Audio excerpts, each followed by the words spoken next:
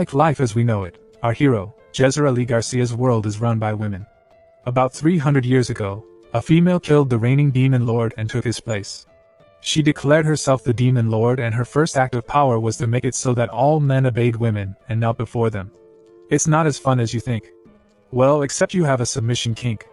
Anyway, after this declaration, things change drastically in the world. Fast forward to present day, and yet another man is being held in a cage and left to scream for help. Meanwhile, right outside, Miss Chloe Lonegage, the law enforcer of the district, has an innocent lad strung up with a gag in his mouth and a blindfold across his eyes. The poor dude just hangs out as she taunts him, touching up on him and mocking him for getting excited even in his sorry state. Fair warning, Chloe is pretty sick herself, mostly because the moment she finds out he's excited, she leans in and begins to kiss him better than the French intended. The lad gets even more excited, but it's exactly what the enforcer wants, so she's all smiles.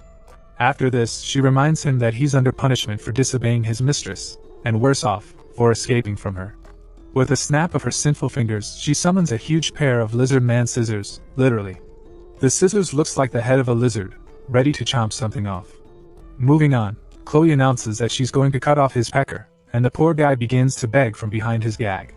Sadly, no amount of begging can save him, seeing as the enforcer doesn't wait another second to cut it off. His screams can be heard miles away, but the enforcer doesn't even give it a second thought. In fact, she carries his pecker like a trophy, announcing that it's the 99th one she has cut off, and joking that it had quite the nice shape.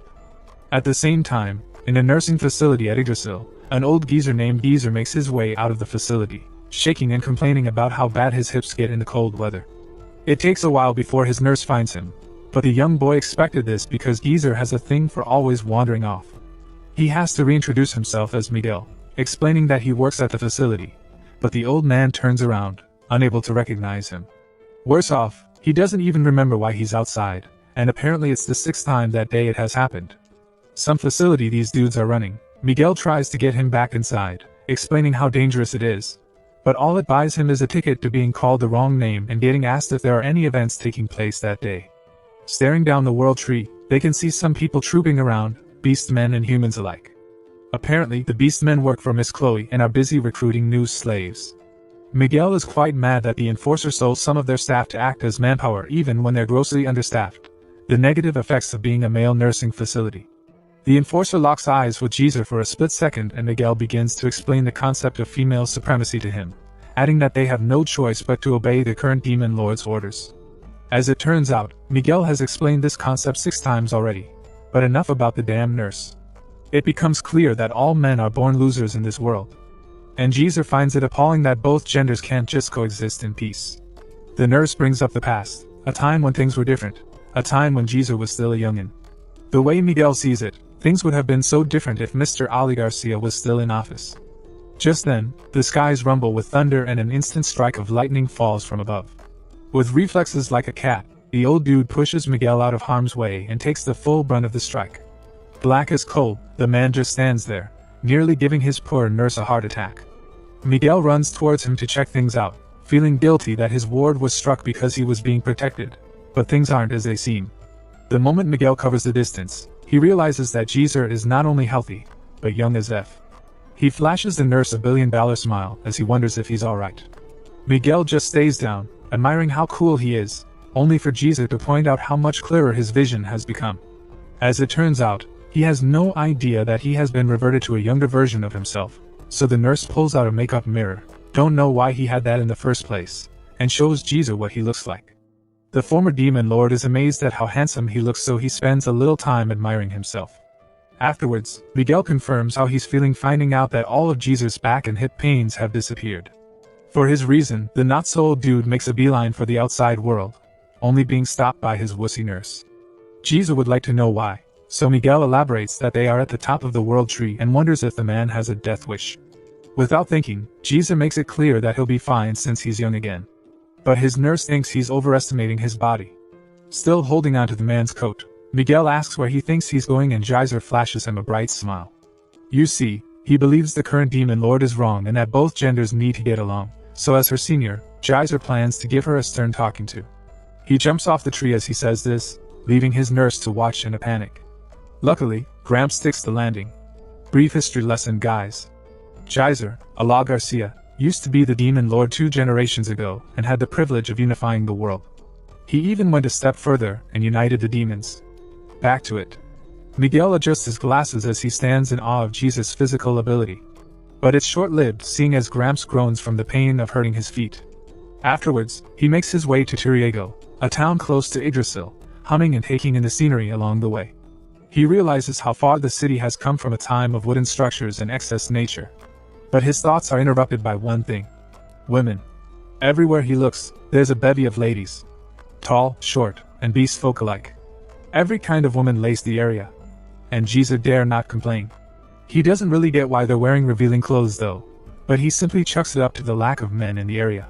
For a moment, Gramps feels like he's in heaven, but this feeling wears off the moment he sees a man being used as a frickin' stool. He then concludes that it's just hell disguised as heaven. At this point, he gets noticed by some ladies and they begin to make a fuss over the presence of a man threatening to call Miss Chloe's attention to it. Jesus just goes about his day, bothering himself with locating the current Demon Lord. From his time in that position, Jesus can remember where the castle is supposed to be, and for a moment, he wonders what her army will be like, only pushing this thought aside because he believes they can't beat him. The roads don't look the same as they used to, so Jesus grabs the shoulder of a lady passing by and asks if she'd like to tell him about the city over some tea. Of course, she freaks out, giving him a look only befitting criminals like pedophiles. Afterwards, she slaps off his hand, screams that there's a stray male present, and runs like hell. Jazzer is still nursing his hurt feelings when strange handcuffs suddenly appear around his wrists. It gets worse. Two hefty beast men turn up from nowhere and tackle Gramps like it's the last minute in a rugby game, pressing his head against the dirt while they're at it. He struggles to catch a glimpse of their faces and remembers seeing them back at Yggdrasil. Miss Chloe then joins the party, uncharacteristically happy that she found a stray male. Truth is, the thought of cutting off her 100th pecker gets her really excited. So she takes a moment to herself and instructs the beast men to take Jizer to the castle. Upon hearing this, he realizes that he's been caught up in something weird, but chills out because he needed to get to the castle anyway. They arrive soon enough and Gramps gets flung on the ground like a ragdoll, making him shout at the men to be more careful when handling an old man. Because he looks nothing like it, Miss Chloe concludes that he's not only a man, but a liar. Someone who is beyond saving even. Jizer screams that he's not lying and goes on to ask for the lady's identity. She finds it hard to believe that he doesn't know who she is, but introduces herself as Chloe Lanage anyway. She then makes it clear that she's the city's law enforcer, and finds it disgusting that a non-castrated stray male has been roaming the city. The whole stray male talk confuses Jizer too much, so he just listens as Chloe expresses her fears about the Demon Lord finding out about him. Her speech is confirmation enough that they're in the Demon Lord's castle, so Jizer is quite glad that he let them take him. Finally speaking, he'd like to know what a stray male is, but he gets asked if he has a mistress. Confused, Jizer only repeats the word back to Chloe, pushing her to explain the rules. You see, whenever a male goes out, he's always escorted by his mistress, and as it stands, it's non-negotiable. Smirking, Jizer reveals that he's just a country bumpkin and tries to milk the enforcer for more information. He goes on about how different things were a long time ago, how men and women were equal in spite of their differences. Jizer questions Chloe about what changed, but she stays quiet for a moment. Afterwards, she self-proclaims that she's a kind person and offers to explain only out of obligation. She gives him the rundown of how a female demon defeated the Demon Lord 300 years ago and reigned as his replacement. Apparently, the name of the new Demon Lord is Mia Garcia, and the mention of this name causes Jizer to perk up. He wonders why they share the same last name, but can't quite put his finger on it. Oblivious to his struggle, Chloe continues her story, reiterating how the Demon Lord commanded all men to kneel to women. Sadly, from that moment forward, all men were put under a curse that drained their magic power. Seeing as most of their magic power got lost, males began to drop out of political and leadership positions for females to replace them. Ultimately, the males surrendered and chose to live as slaves. Chloe wonders if her explanation is simple enough for the country bumpkin to understand, and Jizer gives her a snide yes in response, keeping in mind that he needs to gather as much information as he can. He stares the enforcer head to toe, concluding that he has to dominate her if he wants to get any more information from her. Unfortunately, she beats him to the punch, licking her lips as she looks at him like he's a piece of meat. In no time, Chloe leans in and gropes Jizer by the pecker, asking if he's ready to get it cut off. A stern expression is all Jizer has to offer, but the enforcer wants to play. The rebellion in his eyes excites her all the more, seeing as she gains great pleasure from making men like him submit. Outstretching her palm, she summons her trusty lizardman scissors, and Jeezer is so shocked that his mouth refuses to close. Chloe smiles as she announces that she has the special ability to summon torture tools, casually adding that the scissors is used on people who try to betray the demon lord. Apparently it's a multi-purpose torture tool for cutting off fingers and peckers. Jeezer screams at the sight of it, but regains his steez in no time. Remaining calm does nothing to dissuade Chloe, though, given that she asks him to bring out his pecker so she can quickly cut it off. Gramps quips that the enforcer has quite the hobby and follows up by breaking free of his handcuffs. He then makes it clear that he'll have to refuse Chloe's offer because he really doesn't like pain. She's surprised by his strength, but surprise turns into amusement soon enough. It turns out that she likes them. Vigorous? As excitement pulses through her veins, she tries to cut Gramps in half using her scissors, but each time she attempts this, he dodges. It gets to a point where Jeezer simply grabs hold of the torture tool, admitting that he has gotten a bit rusty from not fighting for so long. He's not even done bragging about his strength when Chloe summons another pair of scissors from thin air and yells that she's got RMTs in for quite the surprise. You see, the enforcer succeeds in hitting Jeezer's pecker with her scissors, but instead of cutting it off, the scissors shatters into pieces. While she freezes from the shock, Gramps can't stop gloating. Chloe practically loses her mind, unable to understand how someone's pecker can be that solid. Hand on his chin, Jeezer warns her not to underestimate him, only for him to make a dirty joke about her estimating what's inside his shorts. The veins in Chloe's head almost burst from annoyance, and she admits that it's the first time she has ever come across a problem like this. With a simple swipe of her hand, she sets her beast men on RMC, yelling that it'll be worthwhile to make him submit. Jeezer immediately takes on a battle pose. As he awaits the senseless hunks of flesh, and the moment they come close enough he extracts something from both their chests. After this, he remains stationary, letting one of the beast men lift and squeeze him like a stress ball. While this is going on, Chloe brags about the strength of her slaves, claiming that Jeezer will never be able to break free of their grasps. MC screams in pain, making the enforcer wonder how to move forward now that his hands have been incapacitated. Suddenly, Jeezer stops screaming and starts smiling like he knows something they don't. He admits that the beast men are strong, but makes it clear that approaching him was the wrong move. He had extracted a small bone from each of the slaves, so he crushes them within his index finger and his thumb. The moment he does this, the slave lets go of him and joins his counterpart on the floor. They begin to twirl and groan, almost like they're possessed by a not-so-mild evil spirit, leaving their master all the more confused. Noticing this, Jeezer wonders if she'd like to know what happened. Chloe nods up to down, so he goes on to explain how he didn't have any magic power when he was born. For this reason, he had to excruciatingly train himself in a special type of martial arts. He walks up to the enforcer at this point, and corners her by the wall. Stumped, she just watches as he tries to show her what this special martial arts entails. He plays with the top of her flesh, right between her humongous fun bags, leaving her to try and make sense of what he's doing. In no time, Jeezer submerges his fingers into her chest and extracts a very small bone. She watches in horror as he lifts it to himself, declaring that it's the Elijah bone extracting martial art. You see, MC had successfully extracted one of the 48 love bones in Chloe's body, the ecstasy bone to be exact, and crushes it right before her eyes. Immediately, Chloe's entire body starts to tingle, her face turns red, and her center begins to twitch. Tears of pleasure well up in her eyes, and she begins to tremble, all while Jeezer watches with a sinister smile across his lips. It gets worse, but for the sake of you kids, let's just say. Chloe finds a way to make herself very happy. Apparently, the Ale Garcia bone attracting method is a legendary martial art, which entails extracting any of the extremely small love bones from anyone without actually hurting them. It's based on the concept of a man in unrequited love having his backbone taken out by the charms of his supposed lover. Anyway, Jeezer admits that the stimulation must have been too much for a virgin like Chloe, but the still quivering enforcer lies that it doesn't feel good at all. She screams that she won't lose to a man, but before she can get another sentence out, her slaves jump her bones. Within seconds they tear off her clothes, and things start to get inappropriate. Chloe tries to question their actions, but the beast men seem to be out of their senses. They shove their tongues down her throat, humiliating her in the presence of RMC. Talking about him, he realizes that things aren't going the way he thought. As it turns out, the beast folk have overwhelming feelings of lust, in contrast to their feelings of love. Jeezer comes closer to the duo as Chloe continues to cry for help, but the moment he comes close enough, they get off of her and wield nearby weapons, one a chain and the other his bare fists. Anyway, as Jizu approaches them, they try attacking him. Of course, RMC dodges the swing of the incoming chain, only for the beast folk to put some distance between them. He commends them for realizing that their bones would have been extracted had they come any closer, and balls his fist in preparation for an attack of his own. Announcing that he's pretty strong, Jizu runs past them with incredible speed, knocking them to the ground as he steals a love bone from each slave. As he crushes the bones between his fingers, he clarifies that he actually took their eruption bone, so crushing them pushes both slaves over the edge with excitement.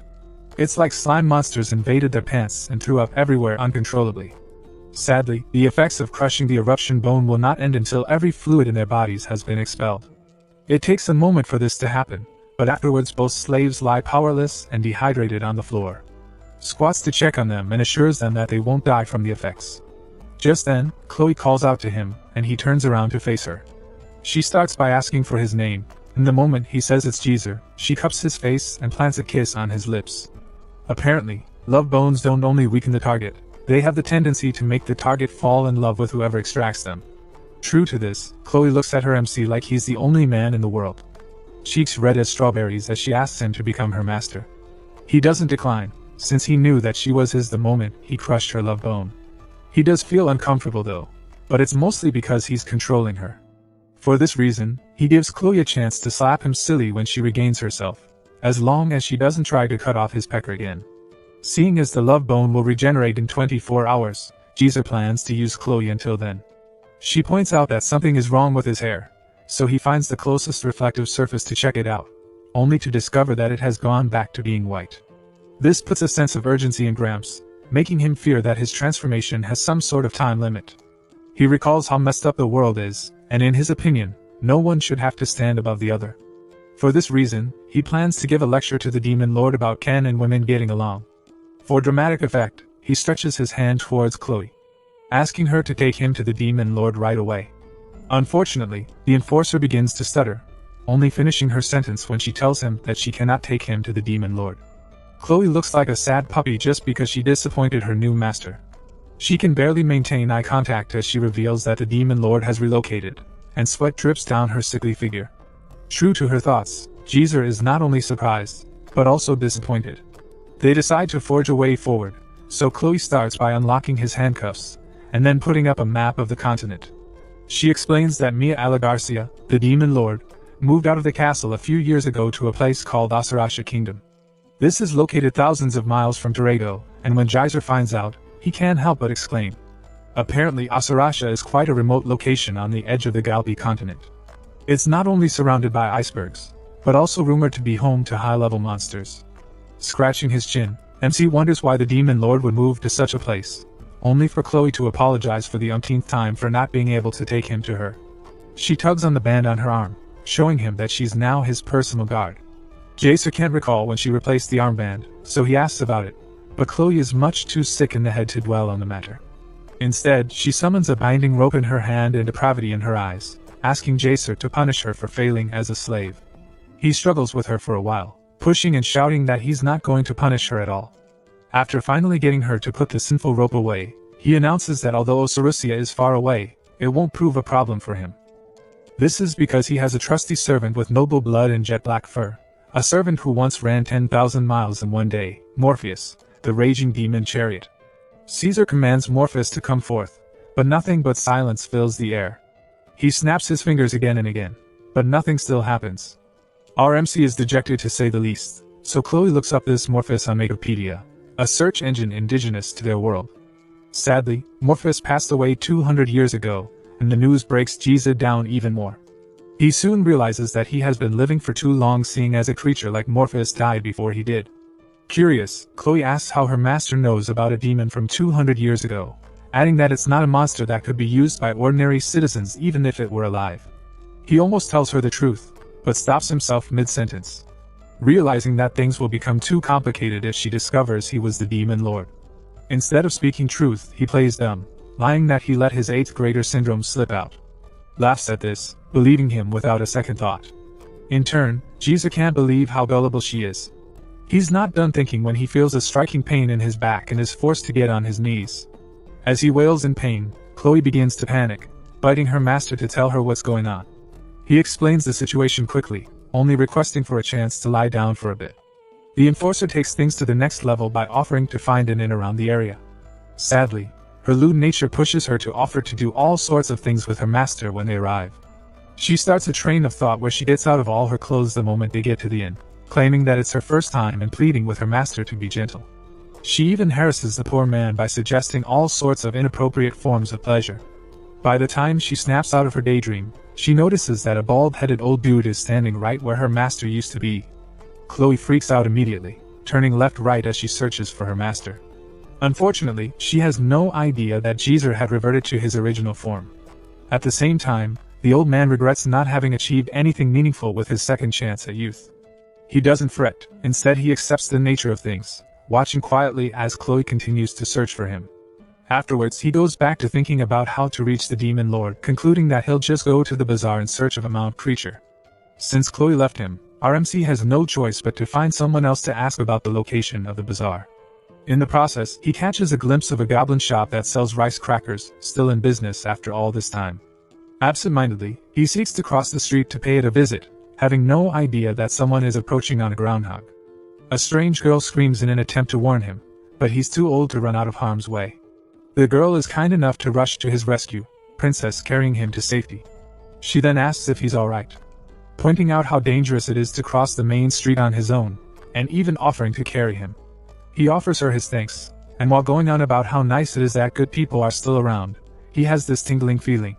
Running on her back feels somewhat nostalgic, not to mention comfortable. Soon enough, they arrive at his destination, and the girl begs him to be careful moving forward. He thanks her once again, but she tells him not to mention it, revealing that it's part of her job as a member of a royal lineage. They bid each other goodbye after this, with the girl explaining that she has another matter to attend to. Jeezer calmly watches her go, only for him to notice that she's not walking far at all. She stops at the same place where a bell is being rung to indicate the change of prices, in essence, an auction house. A mount creature named Nightmare gets sold for 82 gold right before his eyes, thus informing him that he's at the right place. Things get weird when the girl that saved him talks to some lady behind the stage about finding a buyer. The lady turns out to be Flame the merchant, and she threatens to grill her slave if she doesn't. For this reason, the slave beseeches her master to leave it to her. Outside, Jeezer hopes to buy himself a proper mount creature, only for the girl that saved him to be displayed as a featured product for sale. Excitedly, she yells that they'll be starting the sale at 500 gold. Despite claiming that she's from a noble lineage, the auctioneer dismisses her request to start the bid at 500 gold. Instead, she starts it at 1 silver, breaking the poor girl's heart that they'd consider her to be so cheap. What's worse is that no one in the crowd shows an ounce of interest. Even Gramps notices the change in atmosphere and is left wondering why no one would accept her at such a cheap rate. On stage, the girl is busy trying to sell herself, explaining that whoever buys her is in for quite the bargain. In addition to coming from a rightful lineage, she claims to also know how to sing and dance, and screams that she doesn't eat much either. No one seems to believe her, and Flame signals her from backstage, reminding her that she can either get sold or be grilled as meat. The fear of God descends upon her after seeing this, and she tries to use her figure to her advantage, even pointing out that she has big fun bags and can do the unthinkable in bed. Desperate, she brings a banana out as a prop and begins to lick it suggestively. Unfortunately, this doesn't get her any buyers. Jeezer is forced to ask a nearby elf why no one is making an offer, but all the elf says is that he'll see soon enough. After a while of sucking on a banana in vain, the girl remembers that she hasn't transformed to her true form. With this, her limbs begin to disappear into her clothes, leaving RMC to ponder her reason for doing that as he munches on some rice crackers. He realizes soon enough, seeing as the once slender girl transforms into the biggest mount creature he has ever seen, a ground-type mole tank named ZZ Morphous. Her gallant face, dark fur, and all-round fluffy body remind Jeezer of his soulmate Morpheus. He had transformed into his younger self again, but calling out to Morphous seemed to be more important to him. ZZ goes back to selling herself, explaining that anyone could relax on her fluffy body if they buy her. Suddenly she gets the craving for food and wastes no time taking a bite out of the auction stage. The auctioneer tries to stop her from eating it, but her kicks are much too light to do any actual damage. In mere minutes, ZZ had eaten up the entire stage and is now licking her lips to show how delicious it was. She realizes too late that she had done it again, and a glance to her left shows her very angry boss fuming and glaring daggers at her. The lady attacks her, kicking and insulting her for being so useless. The abuse continues as she gets asked how she plans to make up for eating the stage. She pleads with her boss not to kill her, and wastes no time reverting to her human form and shielding her head with her hands. Still fuming, Flame grabs her by her hair and shoves the invoice in her face, lambasting her for being so useless, and reminding her that no one will buy her because she eats 100 times more than others. The air becomes thick with smoke as the merchant summons an inferno. In her opinion, it's better to sell such a useless mount creature as grilled meat. You see, Zizi was the youngest of 3 kids. And when she was much younger, her mom told them stories about the Demon Lord. She would tell them about how their great-grandpa served the Demon Lord, adding how much of a great person he was. The pride with which she told this story inspired the mole girl, and she promised herself that she would one day become the Demon Lord's chariot. Unfortunately, life didn't smile at her. She got kidnapped and abandoned. Got wet from the terrible weather, starved like no man's business, and even abused for being junk. In all of this, she continued to draw strength from her dreams and the blood that ran through her. Back to the present, and Zizi cannot believe that all of her perseverance is going to end in her getting killed, and her last words become a cry to the Demon Lord.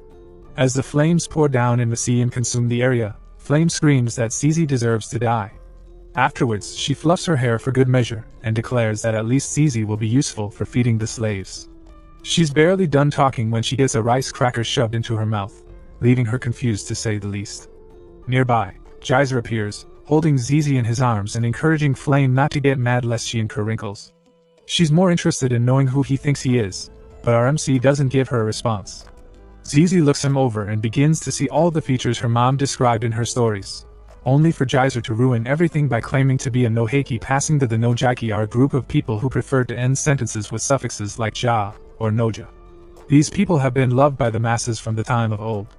Back to the present, and Flame is pissed to high heaven by the fact that a mere male got in her way, and the flames emanating from her hand is proof enough. Geyser doesn't even respond to her anger. He just laughs and asks if she didn't like the taste of the rice cracker from the goblin shop. With so much vigor, he admits that it tastes good to him. In fact, he credits the rice cracker for returning his youth with its deliciousness. At the same time, Zizi feasts on the remaining crackers, only stopping when she realizes that she feels safe around Geyser for some reason. As she continues to munch on her treats, the merchant laments about not being in a good mood at the moment. You see, she had the misfortune of owning a failed specimen, like Zizi. And as if that wasn't enough, another one of her slaves escaped. The flames which were specialized to her hands spread in the skies above as she proclaims that her anger will not subside until she razes everything to the ground. Geyser remains amused by her anger, but Zizi tries to explain that she's not the reason why the other slave escaped. She turns to face RMC, advising him to run away while he still can. Geyser asks why he would do that, so Zizi reveals that her master is a fire magician. Apparently her fire magic increases with her anger, so she's scared that Gramps will be grilled if he doesn't run away. She steps in front of Geyser, hands spread wide in an attempt to protect him, and admits how happy she was when he tried to save her. Now she just wants him to get to safety, seeing as she's certain that he's no match for her master. She tries drawing the merchant's attention, apologizing for eating too much and begging her to spare Geyser's life. The apologies keep coming until our MC taps her shoulder and assures her that he's extremely strong. He then announces that he can defeat the woman without hurting her. But this only makes her wish that he would burn to ashes.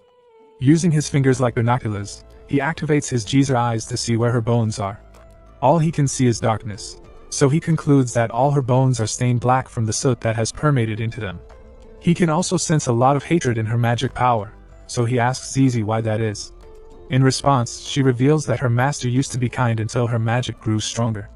Connecting the dots, Geyser deduces that the males weren't the only ones cursed by the Demon Lord.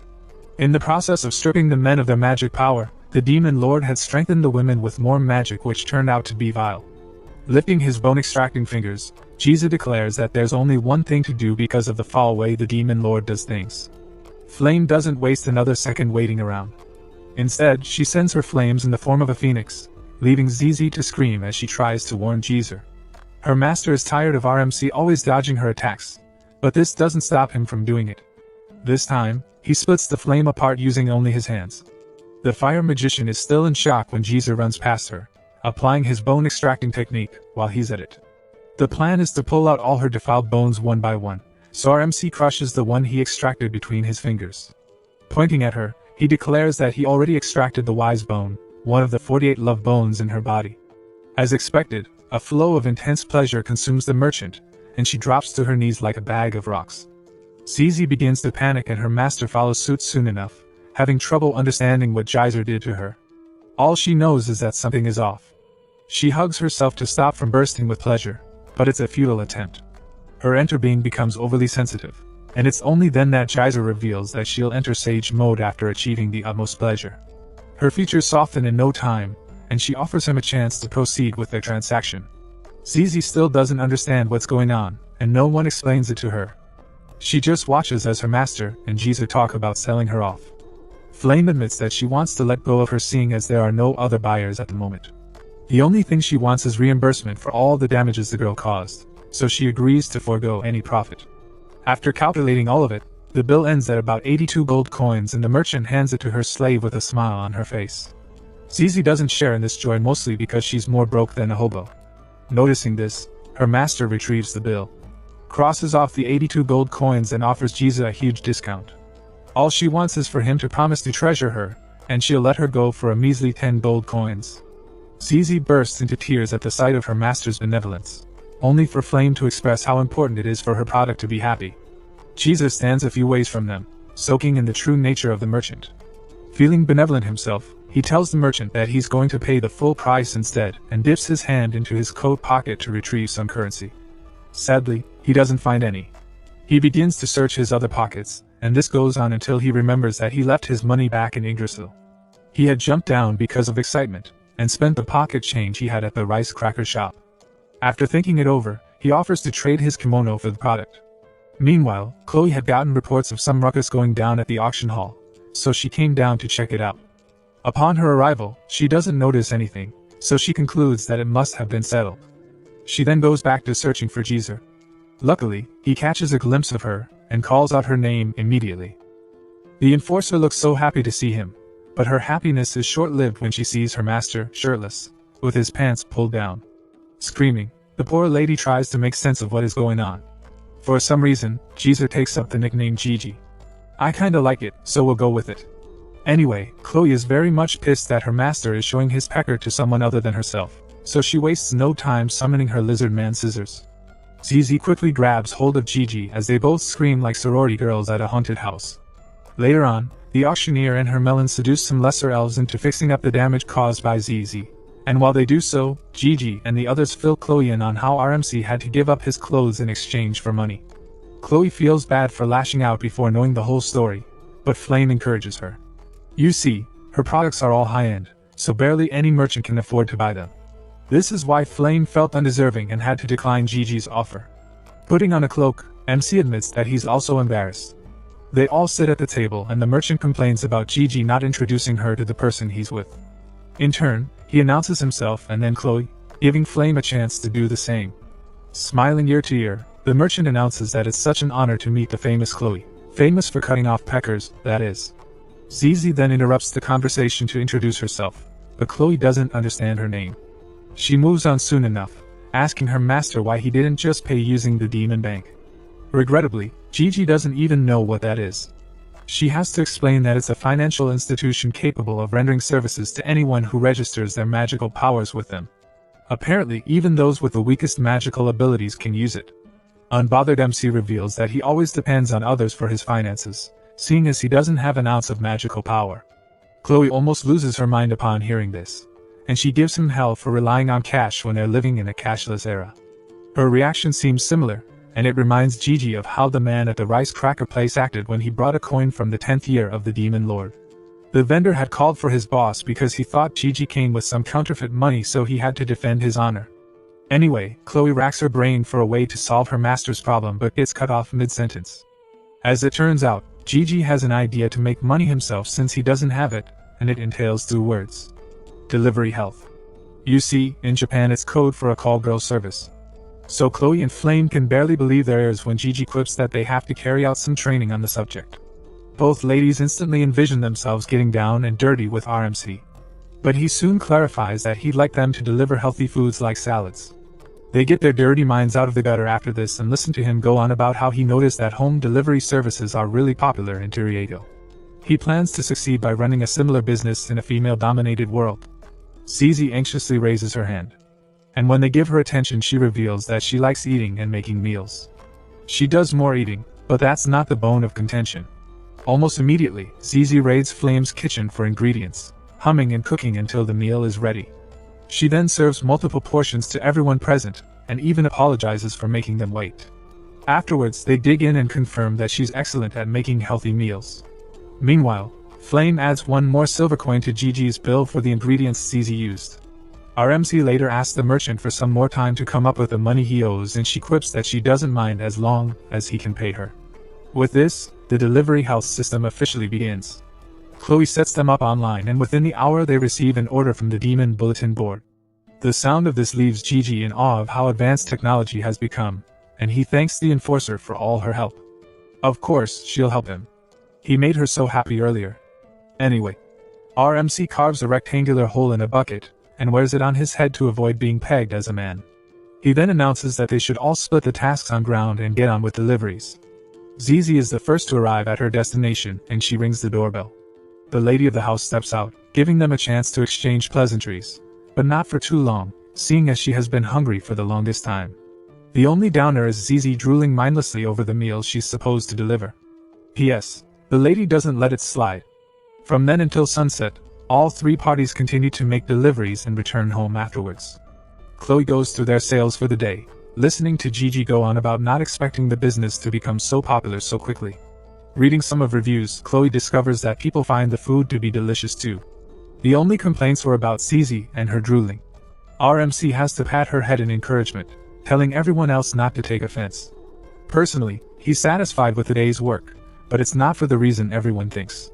You see, Gigi had manipulated some of the ladies into letting him massage their bodies, but when asked about his side quests, he falls silent. Izzy then changes the topic as she points out how difficult it'll be to make money from their business, seeing as they'll be left with little profit after removing the cost of ingredients.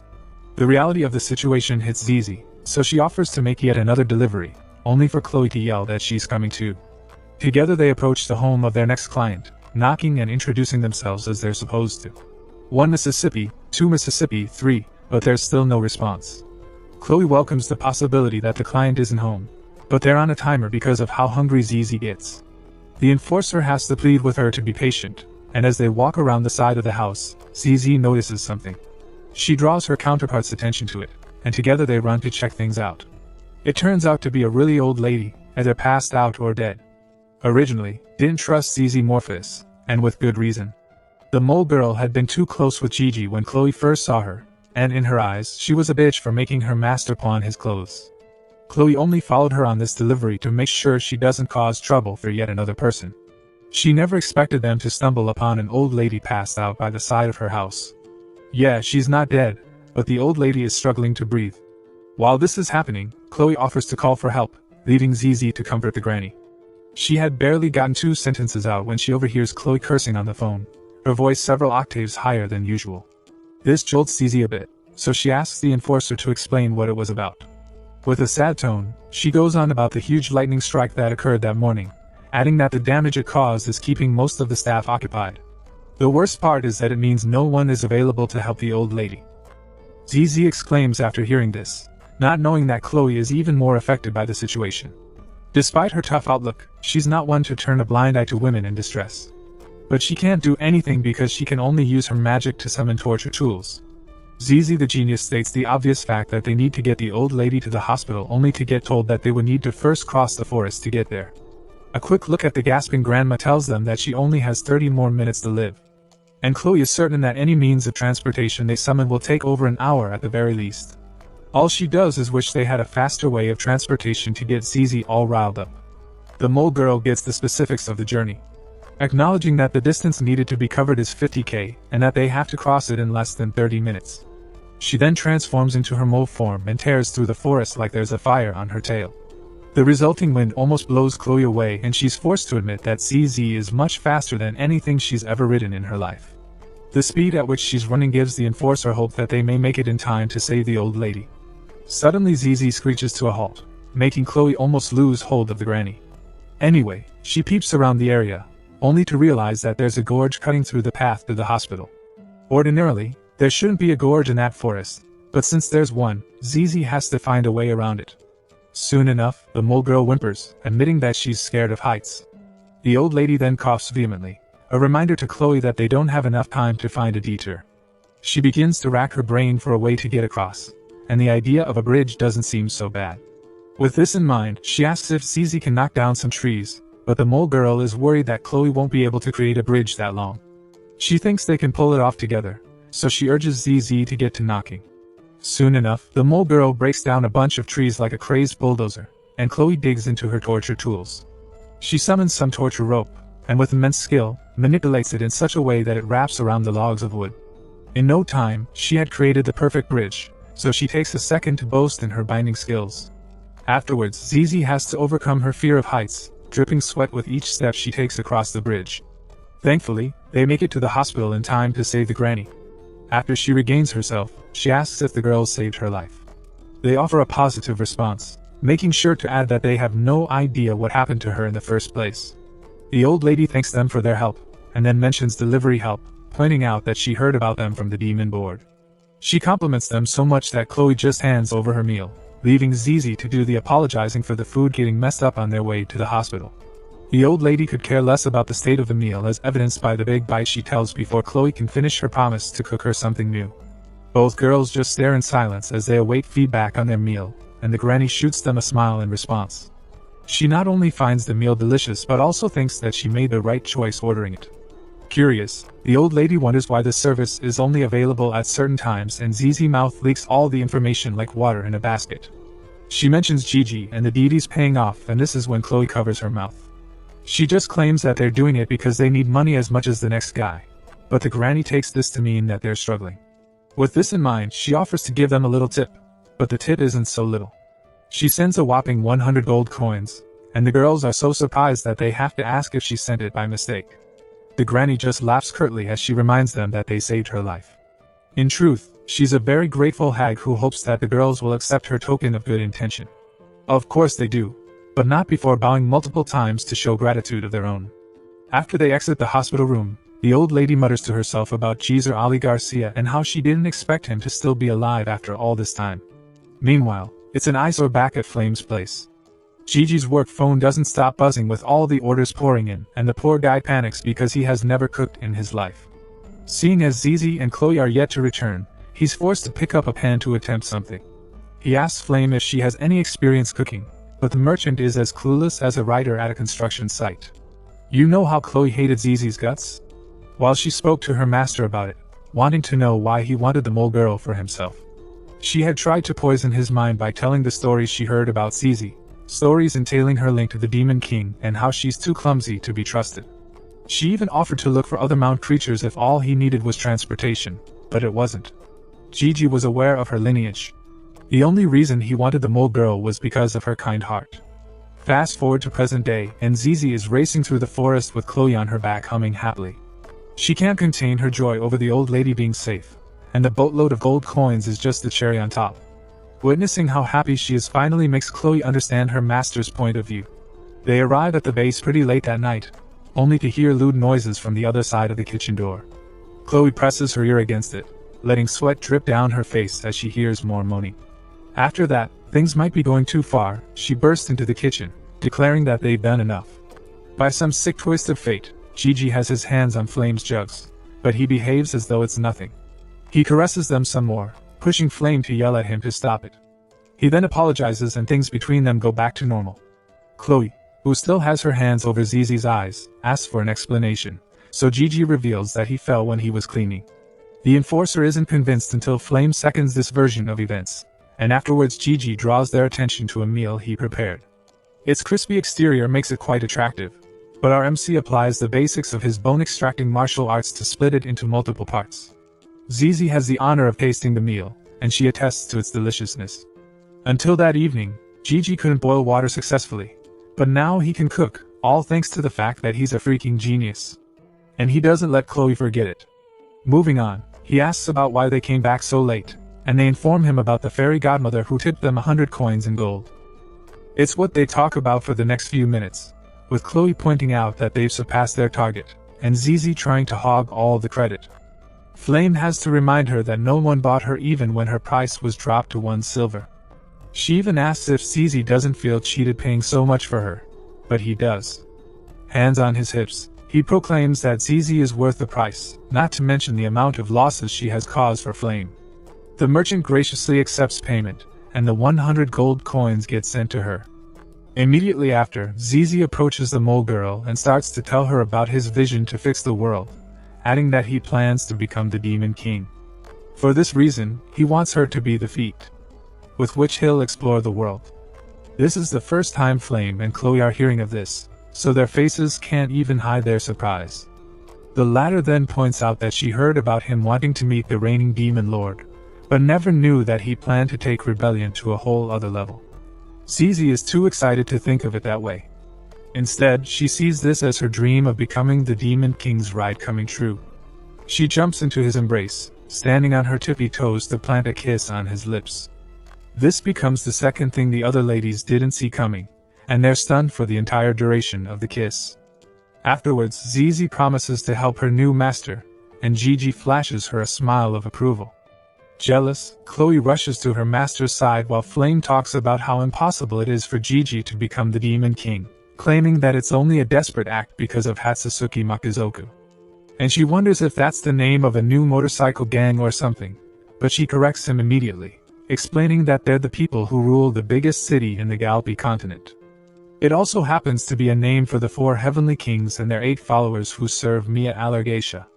They come with unique magic powerful enough that they've used it to make great contributions in creating a world where women dominate men.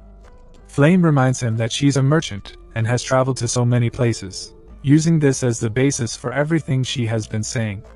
She makes it clear that she has seen many things and that his life will be at risk if Hatsutsuki Makizoku discovers his intentions. The merchant thinks that her words should be enough to discourage Gigi, but he ignores everything she said and asks for the nearest village where he can find this so-called group. While Flame is wondering if he didn't hear her, announces that the group should be in the government of Pistovania. The merchant is quite disappointed that Chloe took Gigi's side, but the enforcer makes it clear that it's now her life's mission to help her master become the Demon King. She goes a step further and promises to protect Gigi, also telling Flame that she doesn't have to worry about him. The merchant goes on the defensive immediately, claiming that she can't worry about someone like him. In turn, Jeji tries to calm both ladies down, announcing that they'll start their journey the next day, seeing as it's already so late at night. He puts Chloe in charge of lodging, and Flame's face scrounges up even more. She laments about Gigi liking to bother people too much, only for the enforcer to run to her master's defense. She explains that she knows the layout of the city more than he does, but it does nothing to convince Flame. Gigi retires to his mind at this point, reminiscing on everything that happened that day. From how he got to be young again to how he left Yggdrasil. He recalls how he met Chloe, ZZ, and even Flame down to how he ran health services.